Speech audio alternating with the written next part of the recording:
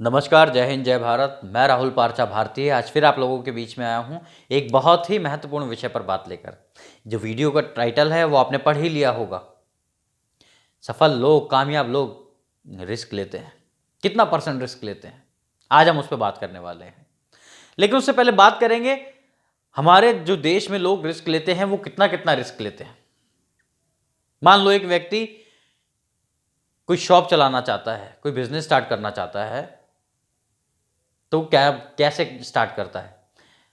अगर उस बिजनेस को या शॉप को चलाने के लिए लागत आती है 10 लाख रुपए, आपके पास है 2 लाख रुपए, तो वो क्या करेगा?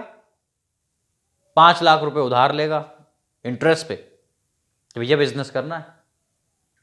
और जो माल भरवाएगा, जो हमें ज़रूरत की चीज़ें होती हैं, सामान भरवाना होता है बिजनेस को शुरू करने के लिए, वो भी ले लेगा। कैसे? कुछ पैसा देगा, कुछ जो सामने वाला है, जो अपना सामान बेचने के लिए मुझे देना चाहता है, वो उधार आ जाएगा। कितना परसेंट रिस्क हुआ भैया? रिस्क लेने की हमारे यहाँ तो कोई लिमिट ही नहीं है।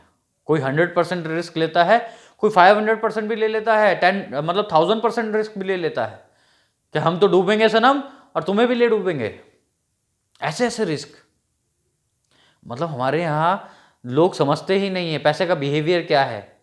लेकिन जो कुछ लोग ऐसे भी हैं, वो गिने चुने लोग हैं, बड़े लोग हैं, कामयाब लोग हैं, वो कैलकुलेटेड रिस्क लेते हैं। मान लो लक्ष्मी निवास मित्तल के मैं एक एग्जांपल देता हूं। वो हर घाटे में चल रही कंपनी को टेक ओवर कर लेते हैं। जब उन्हें पता है कि कंपनी घाटे में चल रही है तो उसे टेक ओवर क्यों करना है? वो रिस्क लेते हैं, कैलकुलेटेड रिस्क लेते हैं। वो अपनी वेल्थ का, जितना उनके पास पैसा है, उस दौलत का कितना परसेंट लगाते होंगे। मैं एक बड़े आदमी का एग्जांपल दे रहा हूं आपको। ये जो बड़े लोग होते हैं, वो 1% पैसे पे, 1% पैसा आंख बंद करके रिस्क ले लेते हैं। आंख बंद करके। वो कैलकुलेटेड रिस्क होता ही नहीं है। डूब गया तो डूब गया, कोई बात नहीं, लेकिन उनके पास 99 अटेम्प्ट बचे होते हैं जिनमें वो कामयाब हो सकते हैं। जो गलतियां पहले की, उन गलतियों को ना दोहराएं और आगे बढ़ जाएं। 99 अटेम्प्ट रहते हैं। कैलकुलेटेड रिस्क क्या होता है? कैलकुलेटेड रिस्क होता है अपने, जो हमारे पास पैसा है, मान लो हमारे पास 1000 रुपए हैं और मैं 10% पैसा कैलकुलेट करके 10% पैसा 1000 रुपए कहीं इन्वेस्ट कर देता हूं, तो ये कैलकुलेटेड रिस्क हुआ। और ये कामयाब लोग लेते हैं, कैलकुलेटेड रिस्क भी लेते हैं। लेकिन 1% पैसे वो आंख बंद करके रिस्क ले लेते हैं। छोटी छोटी इन्वेस्टमेंट करते रहते हैं। छोटी छोटी इन्वेस्टमेंट करिए, रिस्क लीजिए, लेकिन सारे के सारे पैसे किसी एक काम में मत लगा दीजिए। कोई भी काम करिए, बिजनेस करिए, जॉब के साथ साथ बिजनेस कीजिए, लेकिन कैलकुलेटेड। अगर 1% रिस्क है तो 1% पे आंख बंद करके लगा दो, 99 अटेम्प्ट बचेंगे अगर इतना पैसा लगाना है तो। लेकिन अगर सारा पैसे पे रिस्क लेना है तो मत लीजिए, कभी भी मत लीजिए। कामयाब लोग, सफल लोग हमेशा कैलकुलेट करके ही रिस्क लेते हैं। लक्ष्मी निवास मित्तल जिनकी मैं बात कर रहा था, वो हर, जो कंपनी नहीं चल रही होती या जो कंपनी घाटे में चल रही होती है, उन्हें खरीद लेते हैं, टेक ओवर कर लेते हैं, और वो कंपनी फिर चलने लग जाती है, फायदा देती है। क्यों देती है? क्योंकि उन्हें पता होता है कि इसे चलाना कैसे है, कैसे चलाएंगे, कैसे पैसा लगाएंगे, ये कैलकुलेशन कैसे की जाती है, उस पर भी हम लोग बात करेंगे कभी। लेकिन हाँ, मैं मोटा मोटी आपको बता देता हूं कि आपको कैलकुलेशन लगाना आना चाहिए, जिसमें से मैंने आपको कैलकुलेशन लगाने का एक हिसाब तो बता ही दिया है। एक्चुअली 2 हिसाब बताए मैंने।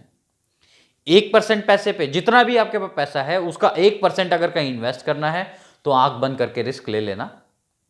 और कैलकुलेटेड अगर लगाना है तो 10% पे लगाना, 5%, 10% ऐसे पैसे पे रिस्क लेना। लेकिन सारा पैसा कभी मत इन्वेस्ट करना एक जगह पर।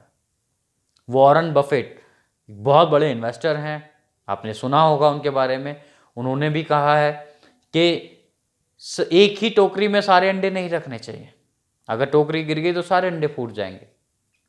वैसे ही हमारे देश में भी हमारे जो बड़े बूढ़े हैं उन्होंने भी बताया है कि कभी भी सारे पैसे एक पॉकेट में रख के नहीं जाना चाहिए।